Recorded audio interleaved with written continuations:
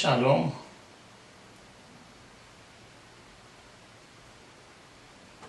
የጌታ የኢየሱስ ክርስቶስ ጸጋና ሰላም በስቶላችኋል ቅዱሳን እንደምን አላችሁ ሁሉ መልካም ነው ክብር ለጌታ ኢየሱስ ይሁን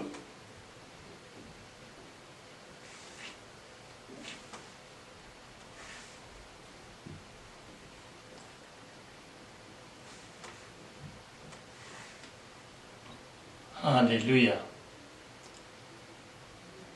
ኢየሱስ ለዘላለም ጌታ ነው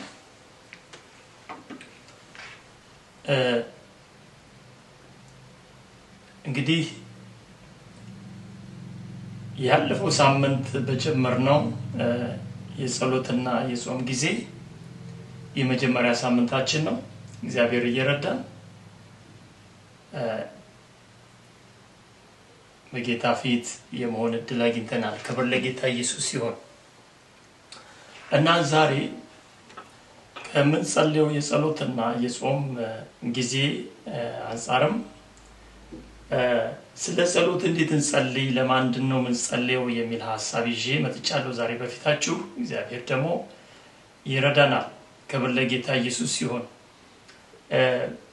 ብዙ አይነት የጸሎት መንገዶች ነበሩ እና ይሄን ጥያቄ የጠየቁት የጌታ ደቀ መዝሙር ሐዋርያቶቹ ናቸው ወደ ጌታችን ኢየሱስ በሚያስተምርበት ጊዜ ደቀ መዛሙርቱ ይመጡና ሙሴም ተከታዮቹን ጸሎት አስተምሯል መጥምቁ ዮሐንስም እንዲሁ ተከታዮችን ጸሎት አስተምሯል አንተስ ምን ታስተምረናለህ የሚል ሐሳብ ያነሳሉ ከዚህ ይጀምርና ጌታ በጣም ለኔና ለናንተ አሁንም ወደፊትም ለመንፈሳዊ ህይወታችን ለየግል የዕለት ህይወታችንም ጭምር የሚረዳንን የጸሎት ትምህርት ጌታ ራሱ አስተምሮናል ለዚህ የሚሆነኝን ሐሳብ በማቴዎስ ወንጌል ምዕራፍ 6 ከቁጥር 5 ጀምሮ አብረን እንመልከት ክብር ለጌታ ኢየሱስ ይሁን በማቴዎስ ወንጌል ምዕራፍ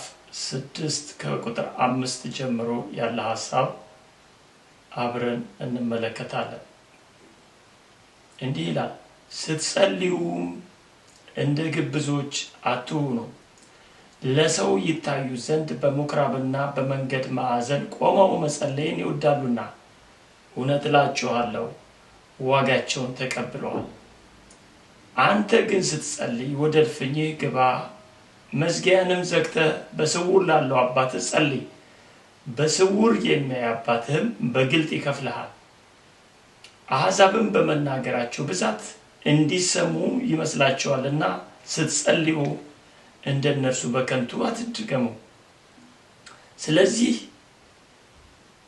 አትምሰሏቸው ሳትለምኑት አባታችሁ የሚያስፈልጋችሁን ያውቃልና እንግዲህ እናንተስ እንዲጸልዩ ይላል እኔ ከዚህ ከ5 እስከ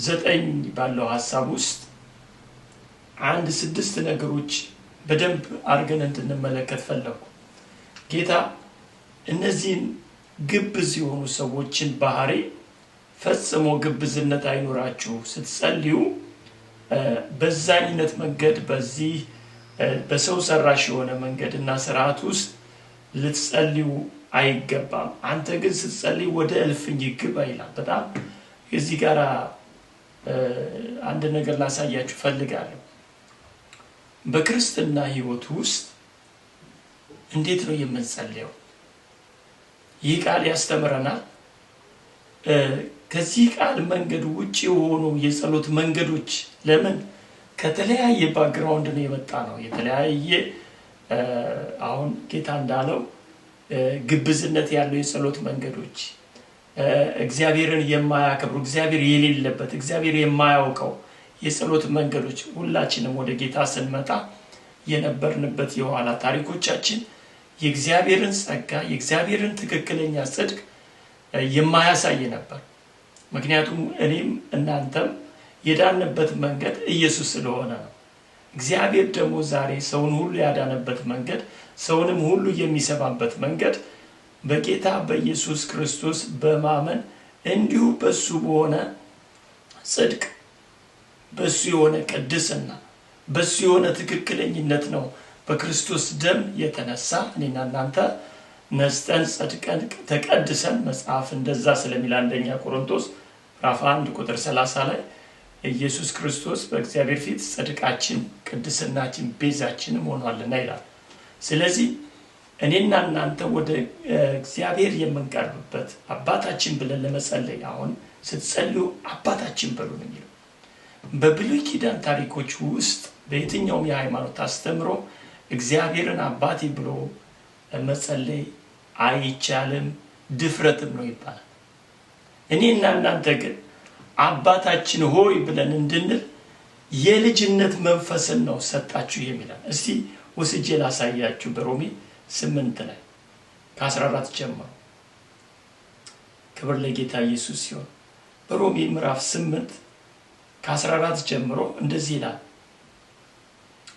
በእግዚአብሔር መንፈስ የሚመሩ ሁሉ እነዚህ የእግዚአብሔር ልጆች ናቸውና። በእግዚአብሔር መንፈስ የሚመሩ means ዳግም የተወለዱት ማለት ነው።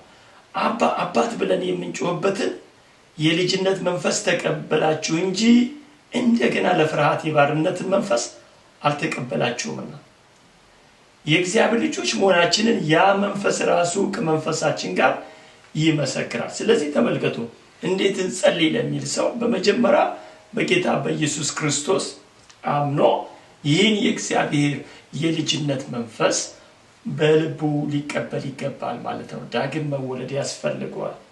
ለማን እንጸልይ? እንግዲህ ቀጥሎ ያለው ሐሳብ ለማን መጸለይ እንዳለብን ያሳየናል። ከዛ ጌታ እንዲህ አለ፣ በስውር የሚያይ በጣም የሚገርመው እግዚአብሔር ዛሬ የምትከታተሉ ወንድሞቼ እህቶቼ ይህን ቃል ካመናችሁ በስውር በቤታችሁ የምትጸልዩትን ጸሎት ይሰማል። እግዚአብሔር በስውር አንተ ብቻ ሆነ በርን ዘግተህ የምትጸልይ ወንድም የምትጸልይ እህቴ የእግዚአብሔር ቃል ስለሚል በስውር ያለውን የጸሎትን ስርዓት በእግዚአብሔር ፊት እግዚአብሔርን መፈለግ አባቴ ሆይ ብለህ ማለት ትሰማለህ። እግዚአብሔር የሚሰማው ጸሎት ነው። ክብር ለጌታ ኢየሱስ ይሁን። ስለዚህ በስውር የሚያይ እግዚአብሔር ደግሞ በግልጥ ይከፍልሃል ይላል። ክብር ለኢየሱስ ይሁን። በግልጽ እግዚአብሔር በግልጥ ይከፍላል። አንተ ግን ስትጸልይ ወደ እልፍኝ ግባ፣ መዝጊያንም ዘግተህ በስውር ላለው አባትህ ጸልይ። በስውር የሚያይ በተዘጋበት ስፍራ ላይ የሚያይ በተዘጋሽበት ቤት የሚያይ አባትህ በግልጥ ይከፍልሃል። በግልጥ ይከፍልሃል። ኢየሱስ ለዘላለም ጌታ ነው። ስለ ጸሎት ስናወራ ወይንም ስለ ጸሎት ስንማር ወገኖቼ ጸሎት እነግራችኋለሁ 98% ሆሊነስ ነው። በጣም የቅድስና ህይወት ነው። በጸሎት መንፈስ ውስጥ ሆናችሁ ሌላ ነገር ማሰብ አትችሉም። የእግዚአብሔር መንፈስ ይገዛችኋል። እንድትለማመዱ ዛሬ ጌታን የምታገኝ ወንድም ብትኖር የቴ ኢየሱስን ጌታና ዳኝ ካደረግሽ የእግዚአብሔርን ቃል ወንጌሉን እያነበብሽ በርሽ ዘግተሽ አባቴ ሆይ ትሰማኛለህ፣ ጌታ ሆይ አስተምረኝ፣ እግዚአብሔር ይሰማሻል። እግዚአብሔር ይሰማሃል። ምክንያቱም የአዲስ ኪዳን ህይወት የጀመረው ተመልከቱ በእግዚአብሔር ልጅ በኢየሱስ ክርስቶስ ዋጋ ነው።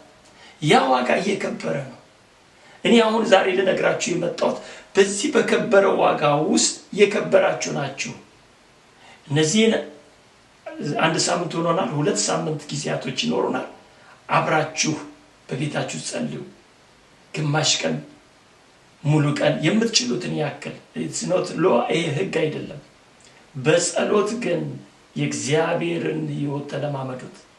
ልባችሁ ረፍት ሲያገኝ ታዩታላችሁ። በጣም ነፍሳችሁ ሐሴት ስታደርግ ታያላችሁ። እግዚአብሔር ደግሞ ይረዳችኋል ቃሉ ስለሚል። ስለዚህ ጌታ ምን አለ? ይህ የጌታ ትምህርት ነው ወገኖቼ፣ ይህ የጌታ ትምህርት ነው። አንተ ግን ስትጸልይ ወደ እልፍኝ ግባ፣ መዝጊያንም ዘግተህ በስውር ላለው አባትህ ጸልይ።